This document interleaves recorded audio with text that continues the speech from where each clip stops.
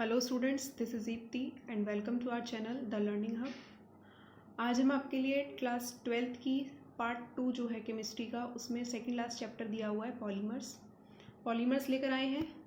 तो आज हम देखेंगे कि पॉलीमर्स का मतलब क्या है, पॉलीमर्स कितने टाइप के होते हैं, ओरिजिन कैसा है इनका, इसमें कुछ इंपॉर्टेंट रिएक्शंस होती हैं पॉलीमर बनाने की। अलग अलग टाइप के पॉलीमर, सिंथेटिक है, नेचुरल है, और सिंथेटिक से मतलब मैन मेड जो हमने लैब्स में तैयार किए हैं। क्लासिफिकेशन के अकॉर्डिंग ये पॉलीमर्स को कई सारे पार्ट्स में डिवाइड किया गया है। तो बहुत सारी चीज़ें आज की वीडियो में। चलिए हम अपना लेक्चर शुरू करते हैं। तो पहले हम समझेंगे कि ये जो वर्ड पॉलीमर है इसका मतलब क्या है। वर्ड पॉलीमर जो आया कहाँ से, ये एक ग्रीक ओरिजिन का वर्ड है, ग्रीक भाषा से लिया गया एक शब्द है जिसका मतलब होता है, जिसको दो पार्ट्स में डिवाइड किया गया है। पॉली मीन्स मैनी, पॉली का मतलब होता है बहुत सारे, और मियर्स मीन्स होता है unit, many units. Thus polymers may be defined as a substance of high molecular mass formed by combination of simple molecules called monomers। मतलब जो छोटे छोटे सिंपल यूनिट्स होती हैं जिनको मोनोमर्स कहते हैं, उनके कॉम्बिनेशन से बहुत ज़्यादा हाई मॉलिक्यूलर मास के जो सब्सटेंस हमारे पास मिलते हैं वो कहलाते हैं पॉलीमर्स। और ये बने किसके होते हैं, केमिकल बॉन्डिंग के थ्रू ये जुड़े रहते हैं। The process by which monomers converted into polymers is called polymerization. और ये छोटे छोटे मोनोमर्स यूनिट जो होती हैं, इनका मिलने से जो बड़े पॉलीमर्स हमारे पास मिलते हैं हाई मॉलिक्यूलर मास के, ये जो पूरा प्रोसेस होता है छोटे छोटे मॉलिक्यूल्स का बड़े मॉलिक्यूल्स में जुड़कर एक हाई मॉलिक्यूलर मास का सब्सटेंस बनाना, ये कहलाता है हमारा प्रोसेस पॉलीमराइजेशन, बहुलीकरण। हिंदी में बोलते हैं इसको बहुलीकरण, हिंदी में और इंग्लिश में बोला जाता है इसको पॉलीमराइजेशन। नीचे आपके लिए एक एग्जाम्पल लिया है मैंने इथाइलिन का। इथाइलिन के जब छोटे छोटे, बहुत छोटे छोटे वाइट कलर के मॉलिक्यूल्स होते हैं इसके, बहुत छोटे छोटे से, जब इनके n नंबर ऑफ मॉलिक्यूल्स को हम लेंगे और इसको बहुत ज़्यादा एटमॉस्फेरिक प्रेशर और टेम्परेचर जब बहुत ज़्यादा दिया जाता है तो हमें पॉलीथीन मिलती है। जो हम कॉमन प्लास्टिक यूज़ करते हैं वो एक पॉलीमर है जो कि बना हुआ है इथाइलिन से। इथाइलिन का बना हुआ एक पॉलीमर है जिसको हम बोलते हैं पॉलीथीन। नेक्स्ट, अब इनका हम देखेंगे क्लासिफिकेशन पॉलीमर्स का। पॉलीमर्स का क्लासिफिकेशन कैसे होता है। अब पहला जो क्लासिफिकेशन है इसका, वो classification of polymers according to source of origin. जहाँ से ये ऑरिजिन हुए हैं, जहाँ से ये हमें मिले हैं सबसे पहली बार, उसके अकॉर्डिंग हमने इसका कुछ क्लासिफिकेशन किया है। पहला क्लासिफिकेशन है इसका नेचुरल पॉलीमर, जो हमें खुद नेचर ने हमें दिए हैं कुछ पॉलीमर्स। तो नेचुरल पॉलीमर्स क्या है, the polymers which occur in nature mostly in plants and animals are called natural polymers. कौन कौन से हैं जो हमें नेचर ने दिए हैं, प्लांट्स के थ्रू जो हमें मिलते हैं, स्टार्च, सेल्यूलोज, प्रोटीन और रबर। स्टार्च प्लांट की लीव्स में मिलता है, प्लांट से मिलता है।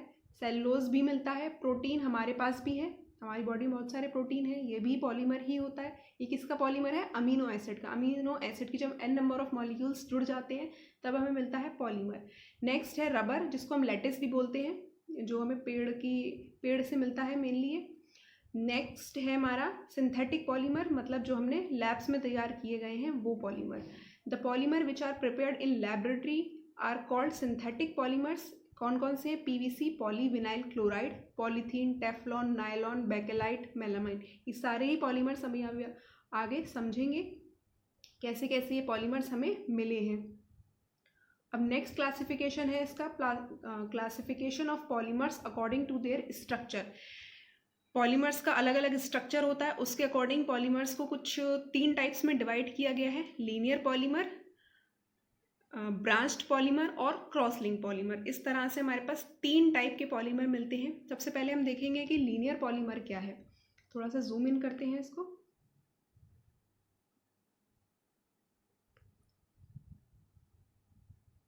तो लीनियर पॉलीमर क्या है, in this case the monomer units are linked to one another to form a long chain. Linear structure बनाते हैं, एक लंबी श्रृंखला बनाते हैं, लॉन्ग चेन बनाते हैं। These linear chain are placed one above other and are closely packed in space. एक के बाद एक लंबी लंबी श्रृंखला जुड़ती चली जाती है, लंबी लंबी चेन्स जुड़ती चली जाती है, एक long chain structure linear polymer मिलता है।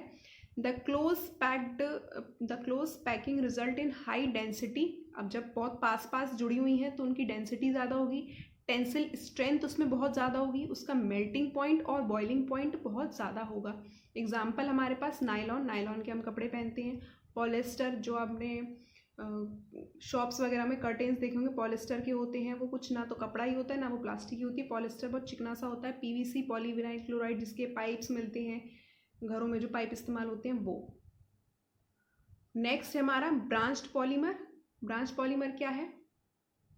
Branch polymer, in this case the monomer unit are linked to form long chain which also have side chain or branched chains। Linear polymer में जब ब्रांचेस निकलने लगती हैं तो वो ब्रांच्ड चेन पॉलीमर हो जाते हैं। As a result of branching these polymers are not closely packed in space. अब ये जैसे लीनियर पॉलीमर है, इसमें ऐसे साइड साइड में ब्रांचेस निकल आई, अब ये स्पेस में क्लोजली पैक्ड नहीं है तो उनके पास लो डेंसिटी होती है, इनकी लो टेंसिल स्ट्रेंथ होती है और लो मेल्टिंग और बॉइलिंग पॉइंट होता है। जैसे कि हमारा पॉलीथीन को अगर हम जलाते हैं तो बहुत आसानी से जल जाती है, डेंसिटी बहुत कम होती है, मेल्टिंग पॉइंट बॉइलिंग पॉइंट बहुत कम है। स्टार्च हो गया हमारा, ये नेचुरल पॉलीमर है, ये ब्रांच पॉलीमर का भी एक टाइप है। ग्लाइकोजन हो गया। तो इस तरह से ये कुछ एग्जाम्पल हैं ब्रांच्ड पॉलीमर के। नेक्स्ट है हमारा cross linked polymer. Cross link polymer क्या होता है? In this case the monomer are link together to form a 3D structure. जब 3D स्ट्रक्चर की बात आ जाती है तो वो क्रॉस लिंक्ड है। इसमें हमारे एग्जाम्पल दिए हैं बेकेलाइट, जिप्टल और मेलामाइन। अब जरा मैं इनका स्ट्रक्चर तो समझ लिया, थोड़ा डायग्राम से और देखते हैं। ये है हमारा लीनियर पॉलीमर, ये हमारा ब्रांच चेन, और ये नीचे दिया हुआ है ये है क्रॉस लिंक्ड पॉलीमर। जब बहुत सारी ब्रांचेस एक के साथ जुड़ती जाती हैं तो ये क्रॉस लिंक बना लेता है कि 3D स्ट्रक्चर फॉर्म कर लेता है।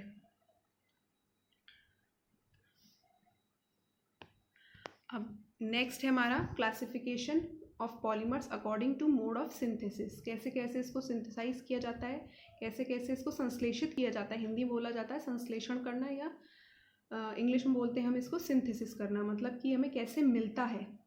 तो पहला टाइप है हमारा एडिशन। एडिशन से मतलब क्या है कि बहुत सारे मोनोमर्स लेंगे, उनको आपस में ऐड कराते जाएंगे, और ऐड कराने पर कोई भी हमें इसका बाय प्रोडक्ट नहीं मिलता है। समझते हैं एडिशन पॉलीमर को पहले। When the monomer units are repeatedly added to form a, ये लॉन्ग है, long chain without the elimination of any byproduct molecules, the product formed is called addition polymer। मतलब कोई भी अदर प्रोडक्ट हमें नहीं मिलेगा, सिर्फ मोनोमर के एडिशन से हमें सीधे पॉलीमर मिलेगा। इसमें नीचे वही इथाइलिन का एग्जाम्पल लिया हुआ है, जब इथाइलिन के n नंबर ऑफ मॉलिक्यूल्स लेंगे तो हमें पॉलीथीन मिलता है। नेक्स्ट है हमारा कंडेंसेशन पॉलीमर। कंडेंसेशन पॉलीमर्स क्या है? जब n नंबर ऑफ मोनोमर्स मिलकर पॉलीमर बनाते हैं और पॉलीमर बनाने के साथ साथ हमें कोई एक बाय प्रोडक्ट भी मिलता है। और बाय प्रोडक्ट क्या क्या हो सकता है? When the monomers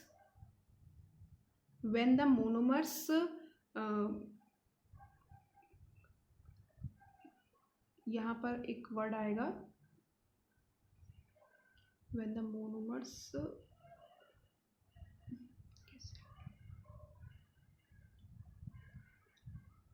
added, when the monomers added with two or more bifunctional group react together with the elimination of a simple molecule like water, alcohol, ammonia।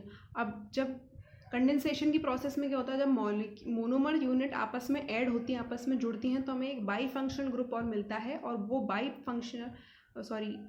जब हमें कंडेंसेशन पॉलीमराइजेशन में क्या होता है, कंडेंसेशन पॉलीमराइजेशन, इसमें क्या होगा? When the monomers added, यहाँ एक वर्ड आएगा added, with two or more bifunctional groups react together with the elimination of simple molecules like water, alcohol and ammonia. मतलब क्या है कंडेंसेशन पॉलीमराइजेशन में? कंडेंसेशन पॉलीमर्स वो होते हैं जब मोनोमर यूनिट आपस में ऐड होती जाती हैं और उसके साथ हमें पॉलीमर तो मिलता ही है, साथ के साथ हमें वाटर, अल्कोहल या अमोनियम के साथ अमोनिया भी मिलता है पॉलीमर के साथ एज अ बाई प्रोडक्ट। ये होता है हमारा कंडेंसेशन पॉलीमराइजेशन। और आगे हम देखते हैं कुछ इंपॉर्टेंट पॉलीमर्स जो हमारे सिलेबस में दी हुई हैं। सबसे ज़्यादा इंपॉर्टेंट है इसमें पॉलीथीन। पॉलीथीन कैसे मिलता है, अभी मैंने दोबारा रिपीट किया, when the ethylene gas heated at high temperature and pressure polythene is formed. ये है हमारा इथाइलिन का फॉर्मूला। जब इसके n नंबर ऑफ मॉलिक्यूल्स ले लिए जाएंगे तो हमारे पास मिलता है पॉलीथीन। इस तरह से हम पॉलीथीन अपने फैक्ट्रीज में बनाते हैं। नेक्स्ट है हमारा पॉलीस्टाइरीन। पॉलीस्टाइरीन क्या है, when styrene is heated in the presence of benzoyl anhydride. Benzoyl anhydride यहाँ पर एक कैटलिस्ट की तरह काम करेगा। कैटलिस्ट का काम क्या होता है, to increase the rate of reaction. तो इसी बेंजोइल एनहाइड्राइड को एज अ कैटलिस्ट यूज़ करके यहाँ जो स्टाइरीन है इसके n नंबर ऑफ मॉलिक्यूल्स लेकर हमें पॉलीस्टाइरीन मिलता है। और पॉलीस्टाइरीन का इस्तेमाल कहाँ किया जाता है, जो हमारे बॉटल्स के कैप्स में बनते हैं वो पॉलीस्टाइरीन के होते हैं। रेफ्रिजरेटर के बहुत सारे पार्ट्स पॉलीस्टाइरीन के बने होते हैं। जो ब्रशेज़ हम यूज़ करते हैं बड़े बड़े, उनके हैंडल्स, टीवी की ट्रॉली जो आती थी, वो सभी पॉलीस्टाइरीन के बने होते हैं। नेक्स्ट है हमारा पॉलीप्रोपाइलीन। पॉलीप्रोपाइलीन कैसे मिलता है, प्रोपाइलीन लेकर उसको फिर से एक यहाँ पर अलग कैटलिस्ट यूज़ किया जाता है जिसको बोला जाता है जिगलर-नाटा कैटलिस्ट। जब जिगलर-नाटा कैटलिस्ट को जिगलर-नाटा कैटलिस्ट को जब पॉलीप्रोपाइलीन के साथ रिएक्ट कराया जाता है, प्रोपाइलीन के साथ रिएक्ट कराया जाता है तो हमें प्रोपाइलीन मिलता है।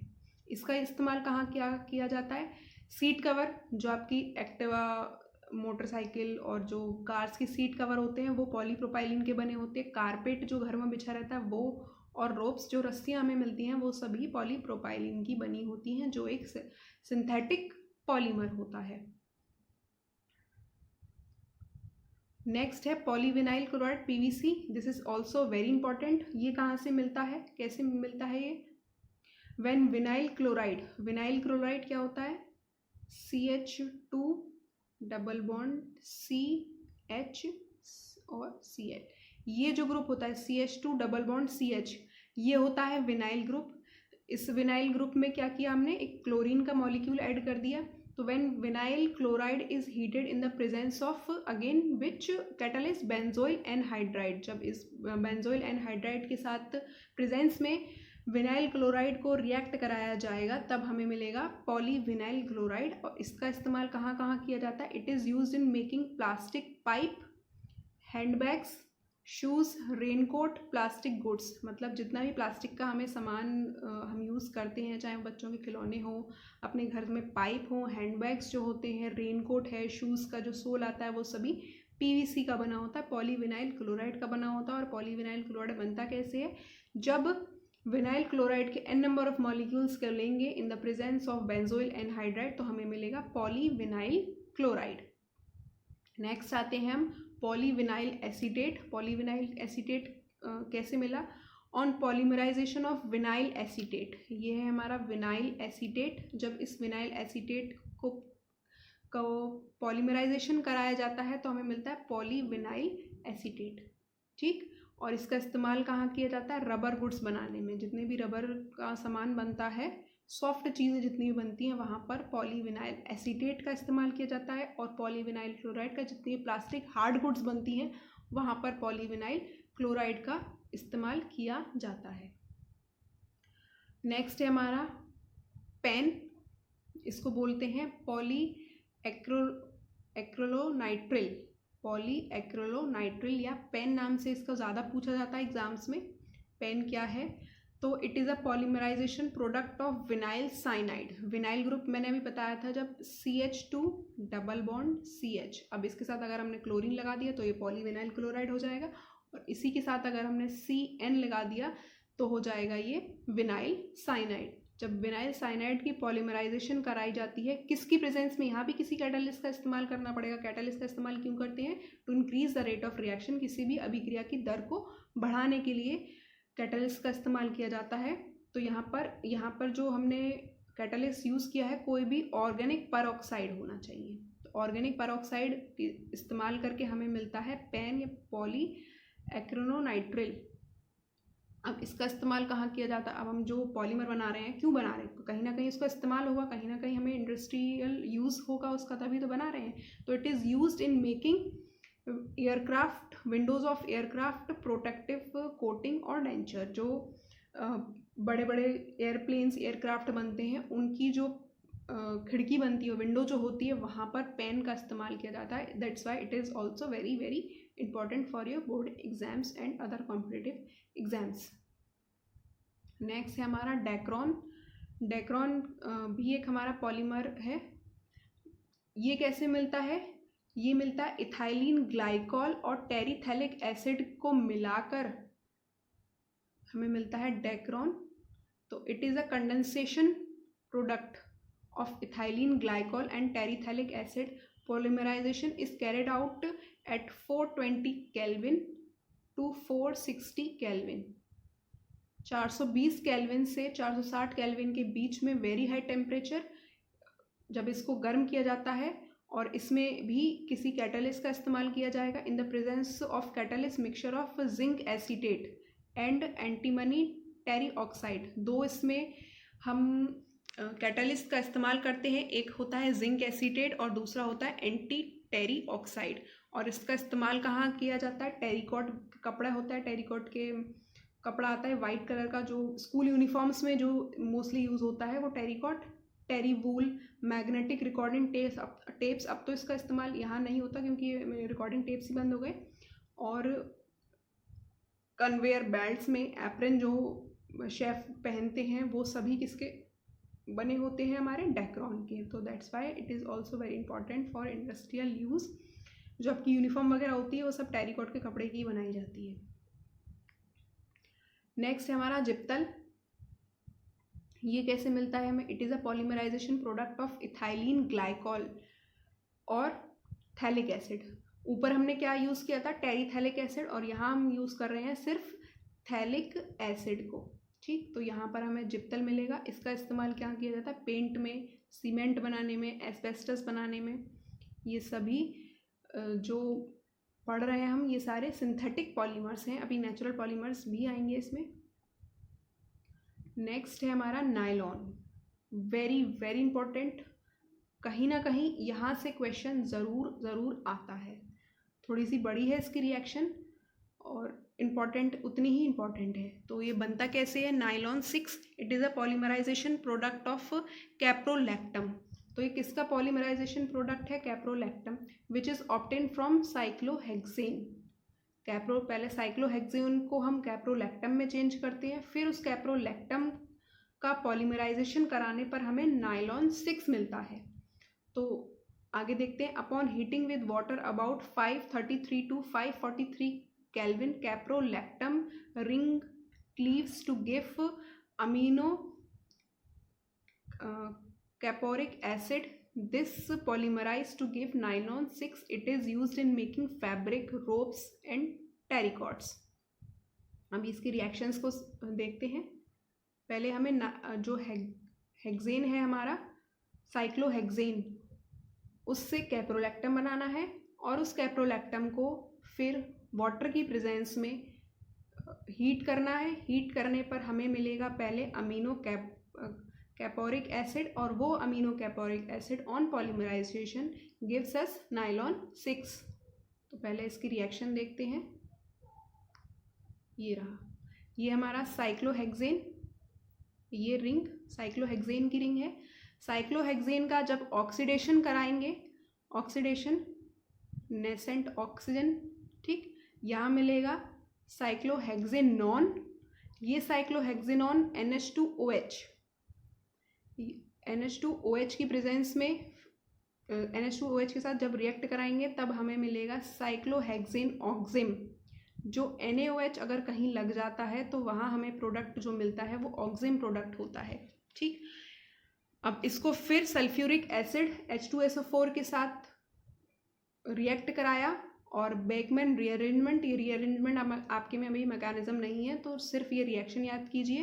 पहले हमें साइक्लोहेक्सेन लेना है। साइक्लोहेक्सेन का ऑक्सीडेशन कराना है। ऑक्सीडेशन कराने पर हमें साइक्लोहेक्सेन नॉन मिलेगा। साइक्लोहेक्सेन नॉन को NH2OH के साथ रिएक्ट कराएंगे तो साइक्लोहेक्सेन नॉन ऑक्जिम मिलेगा। फिर इस साइक्लोहेक्सेन ऑक्जिम को H2SO4 के साथ रिएक्ट कराएंगे, तब हमें मिलेगा यहाँ पर कैप्रोलैक्टम। अब ये कैप्रोलैक्टम क्या करेगा? कैप्रोलैक्टम की हमें करानी है वाटर की प्रेजेंस में रिएक्शन। ये रहा हमारा कैप्रोलैक्टम। इस कैप्रोलैक्टम की हमने H2O की प्रेजेंस में रिएक्शन कराई या H2O के साथ रिएक्शन कराई एट 533 टू 543 केल्विन टेम्परेचर पर, तो हमें मिलेगा amino caproic acid, amino caproic acid. इसका पॉलीमराइजेशन कराने पर हमें मिलेगा नायलॉन 6। ठीक, थोड़ी सी बड़ी रिएक्शन है। रिएक्शन को आप जितनी बार लिख कर प्रैक्टिस करेंगे, आज सपोज करिए आज आपने 5 रिएक्शन करी और उन 5 रिएक्शन को 2 दिन बाद रिवाइज करिए, गारंटीड आपकी 3-4 महीने भी अगर इस तरह की प्रैक्टिस कर ली तो आप खुद ही रिएक्शन लिखना शुरू कर देंगे। बस थोड़ी सी प्रैक्टिस की ज़रूरत होती है, बाकी रिएक्शंस बहुत आसान होती हैं। नेक्स्ट है हमारा नायलॉन 66। नायलॉन 66 कैसे मिलता है? It is a polymerised product of adipic acid and hexamethyl diamine. जब हेक्सामिथाइल डाइअमीन और एडिपिक एसिड के n नंबर ऑफ मॉलिक्यूल्स लिए जाते हैं और उनका पॉलीमराइजेशन कराया जाता है, तब हमें मिलता है नायलॉन 66। इसका इस्तेमाल कहाँ किया जाता है? It is used in making bristles of tooth brushes. जो आप टूथ ब्रशेस यूज़ करते हैं उनके ब्रिसल्स जो बने होते हैं वो नायलॉन 66 के बने होते हैं। क्लाइंबिंग रोप्स, जो रस्सी चढ़ने के लिए इस्तेमाल की जाती है, जो ट्रैकर्स इस्तेमाल करते हैं वो। सॉक्स आपके नायलॉन 66 के बने होते हैं। स्वेटर्स जो बाज़ार के बने हुए आते हैं उसमें जो फैब्रिक यूज़ होता है वो भी नायलॉन 66 होता है। इसकी रिएक्शन को थोड़ा ध्यान से देखिएगा। हेक्सामिथाइल डाइअमीन और एडिपिक एसिड के n नंबर ऑफ मॉलिक्यूल्स का पॉलीमराइजेशन कराने पर हमें मिलता है नायलॉन 66 मिलता है। नेक्स्ट है हमारा बेकेलाइट। बेकेलाइट की रिएक्शन भी थोड़ी सी लंबी है, ये देखिए।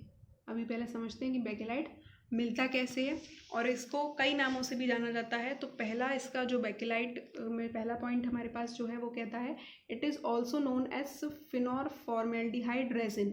ये फिनॉल और फॉर्मेल्डिहाइड का रेजिन है। कैसे? Phenol and formaldehyde initially condense in the presence of either acid और बेस। जब हम फिनॉल और फॉर्मेल्डिहाइड को या तो बेस की प्रेजेंस में या फिर एसिड की प्रेजेंस में जब कंडेंस करते हैं तो हमें 2 तरह के प्रोडक्ट मिलते हैं, एक ऑर्थो पर और एक पैरा पर। जो मिलता है वो हमें मिलता है hydroxy methyl phenol. Hydroxy methyl phenol कैसे मिला? Phenol plus formaldehyde. Phenol plus formaldehyde, साथ में बोलिए, फिनॉल प्लस फॉर्मेल्डिहाइड को जब हमने एसिड या बेस, यहाँ पर एसिड या बेस किस तरह का काम कर रहे हैं? यहाँ पर ये दोनों काम कर रहे हैं कैटालिस्ट की तरह। जब एसिड या बेस की प्रेजेंस में जब हमने इसको कंडेंस कराया तो हमें मिलेगा क्या? ऑर्थो या पैरा, दोनों ही मिलते हैं। एक मेजर प्रोडक्ट होता है, एक माइनर प्रोडक्ट होता है। ऑर्थो और पैरा हाइड्रोक्सी मिथाइल फिनॉल मिलता है।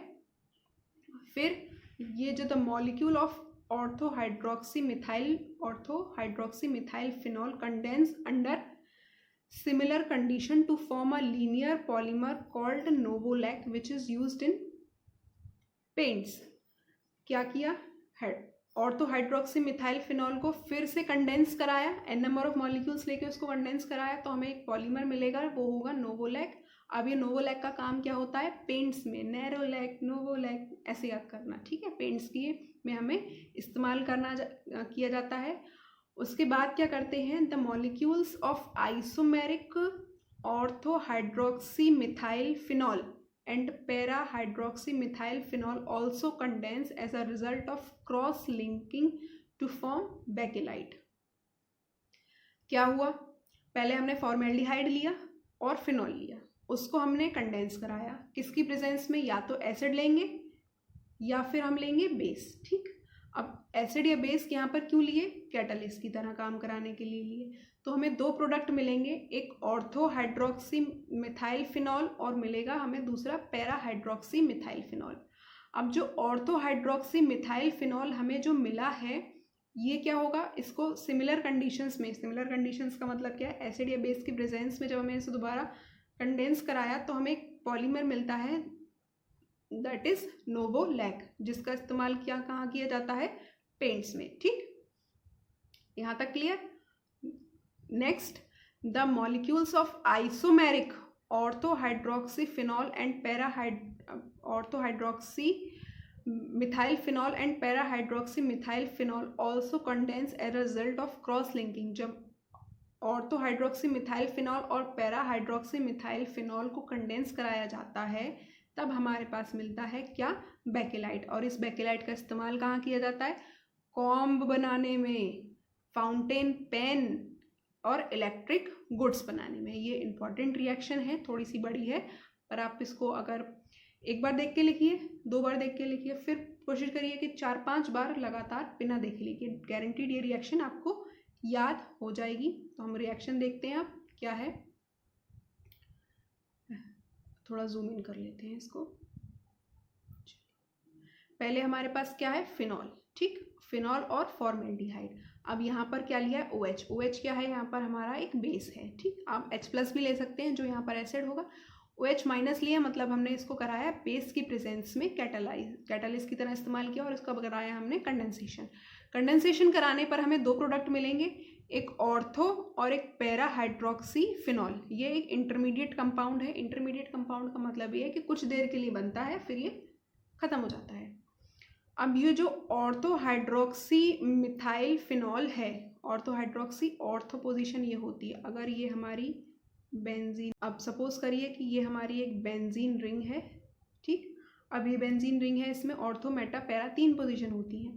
पहली होती है ऑर्थो, फिर ये होती है मेटा और ये होती है पैरा पोजीशन। तो ऑर्थो हाइड्रोक्सी ऑर्थो पोजीशन पर हमारे पास OH है, हाइड्रोक्सी ग्रुप लगा हुआ है, इसीलिए हमने इसको बोला ऑर्थो हाइड्रोक्सी मिथाइल फिनॉल। अब इसका जब हमने पॉलीमराइजेशन कराया तो क्या मिला हमें, एक लीनियर पॉलीमर मिला दैट इज नोवोलैक। अब ये जो नोवोलैक मिला हमने लीनियर पॉलीमर, इसको फिर से फॉर्मेल्डिहाइड की प्रेजेंस, फॉर्मेल्डिहाइड के साथ कंडेंस कराया, तो इसके लिए इस कंडेंस कराने के बाद हमें मिलेगा यहाँ पर ये क्या है, हमारा क्रॉस लिंक बेकेलाइट है, जो एक क्रॉस लिंक्ड पॉलीमर है।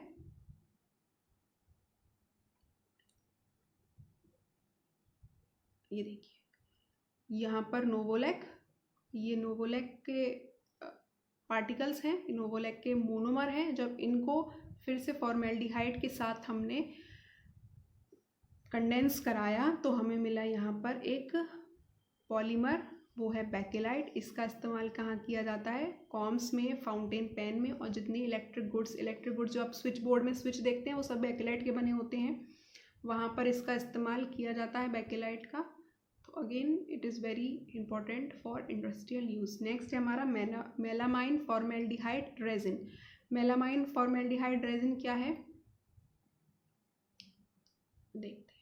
It is a copolymer formed by the polymerisation of melamine. Melamine के पॉलीमराइजेशन से, polymerisation of melamine which is a heterocyclic triamine with formaldehyde. मतलब कि जो मेलामाइन है, मेलामाइन, पहली बात मेलामाइन है क्या, मेलामाइन एक हेट्रोसाइक्लिक कंपाउंड है, हेट्रोसाइक्लिक ट्राईअमीन कंपाउंड है। ये रहा हेट्रोसाइक्लिक ट्राईअमीन कंपाउंड। ट्राईअमीन क्यों, 1 2 3 पोजीशन पर, अलग अलग पोजीशन पर NH2 NH2 NH2, तो हेट्रोसाइक्लिक ट्राईअमीन एक कंपाउंड है। इसको हमने रिएक्ट कराया, हमने फॉर्मेल्डिहाइड की प्रेजेंस में। जब फॉर्मेल्डिहाइड की प्रेजेंस में रिएक्ट कराया तो हमें मिला एक पॉलीमर मेलामाइन। ठीक, अब इसका इस्तेमाल कहाँ किया जाता है, जितनी भी क्रॉकरीज आप घर में इस्तेमाल करते हैं वहाँ पर इसका इस्तेमाल किया जाता है, क्रॉकरी बनाई जाती है मेलामाइन के द्वारा। नेक्स्ट आते हैं अब हमारे नेचुरल पॉलीमर्स पर। तो पहला हमारा नेचुरल पॉलीमर जो है वो है नेचुरल रबर। नेचुरल रबर कैसे मिलता है, natural rubber it is obtain in the form of colloidal suspension of rubber and water. Colloidal suspension मतलब रबर और वाटर का मिक्सचर है ये, and it is called lattice. जो अपने पेड़ की जो ट्रंक होती है उसमें से कई बार कुछ लिक्विड सा निकलता हुआ देखा होगा, वो होता है लैटिस। यही है हमारी एक नेचुरल रबर, जो क्या है, कॉलॉइडल सस्पेंशन है। Chemically natural rubber is a polyisoprene which is monomer unit of isoprene. तो केमिकली अगर हम इसका फॉर्मेशन देखें तो ये बना होता है मोनोमर यूनिट से। कैसी मोनोमर यूनिट होती हैं ये होती है हमारे आइसोप्रीन। आइसोप्रीन की n नंबर ऑफ मॉलिक्यूल्स लेकर जब हम इसको कंडेंस कराते हैं तो मिलता है हमें पॉलीआइसोप्रीन। ये रहा आइसोप्रीन, इसका नाम होता है जो IUPAC नेम है 2-मिथाइल ब्यूटाडाइईन। 2-मिथाइल ब्यूटाडाइईन क्यों है? 2-मिथाइल A1 2 3 4, तो सेकेंड पोजीशन पर हमारा मिथाइल ग्रुप लगा हुआ है, तो 2-मिथाइल ब्यूटाडाइईन। जब 2-मिथाइल ब्यूटाडाइईन के n नंबर ऑफ मॉलिक्यूल्स लेकर हम पॉलीमराइजेशन कराते हैं तो मिलता है हमें एक नेचुरल रबर दैट इज पॉलीआइसोप्रीन। अब ये जो नेचुरल रबर हमें मिलता है इसको एक प्रोसेस के अंडर हम यूज़ में लाते हैं, पहले एक प्रोसेस से गुजारते हैं। वो प्रोसेस होता है हमारा vulcanisation of rubber. Vulcanisation of rubber क्या है? Vulcanisation is a process in which rubber is heated at very high temperature. Temperature range कितना है इसका? 283 to 335 kelvin to increase its elasticity.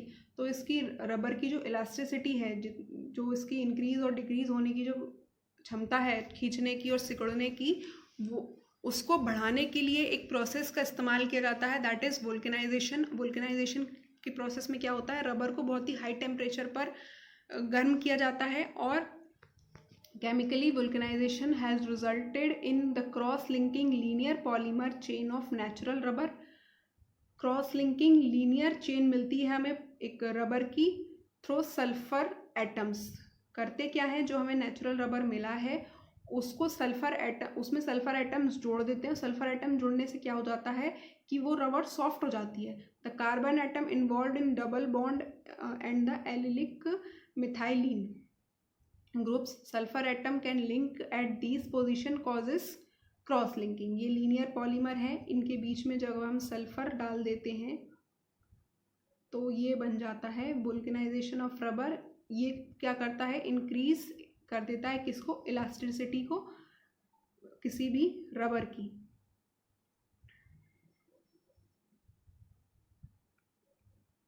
ये रहा इस तरह का हमें, जैसे ये सल्फर के एटम्स हमने बीच बीच में लगा दिए, तो ये है हमारा वुल्कनाइजेशन ऑफ रबर। इससे रबर की इलास्टिसिटी बढ़ जाती है। ठीक, नेक्स्ट है हमारा सिंथेटिक रबर। सिंथेटिक रबर में हमारे पास 2 रबर मिलेगी। 2 रबड़ें पढ़नी है हमें सिंथेटिक रबर में। पहली पढ़नी है हमने ब्यूना N रबर और दूसरी पढ़नी है ब्यूना S रबर। तो ब्यूना N और ब्यूना S रबर मिलती कैसे हैं, इसकी केमिकल रिएक्शन से देखते हैं।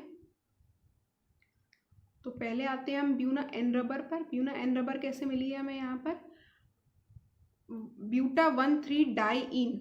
जब ब्यूटा 1,3 डाइईन को के n नंबर ऑफ मॉलिक्यूल्स को किसके साथ हमने रिएक्ट कराना है, एक्रेनोनाइट्रिल। ये भी एक पॉलीमर है, मतलब ये एक मोनोमर यूनिट है। जब इसको हम ब्यूटा 1,3 डाइईन के साथ रिएक्ट कराएंगे, पॉलीमराइजेशन का प्रोसेस कराएंगे, तब हमें मिलेगा एक rubber that is Buena N rubber.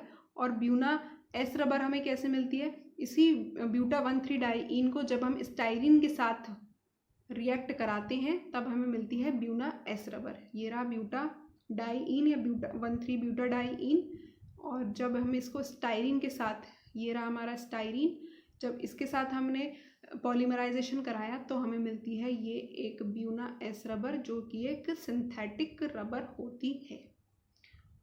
तो यहाँ हमने आज पॉलीमराइजेशन को समझा। पॉलीमराइजेशन के बाद हमने उसके क्लासिफिकेशन देखे। क्लासिफिकेशन के बाद हमने कुछ इंपॉर्टेंट पॉलीमर्स पढ़े, उनके रिएक्शंस को देखा, कैटालिस्ट को समझा थोड़ा, और कुछ इंपॉर्टेंट इसमें है जैसे आपको पॉलीथीन पता होना चाहिए, पॉलीविनाइल क्लोराइड, बैकेलाइट, और ये नेचुरल और सिंथेटिक रबर तो दोनों करनी ही है।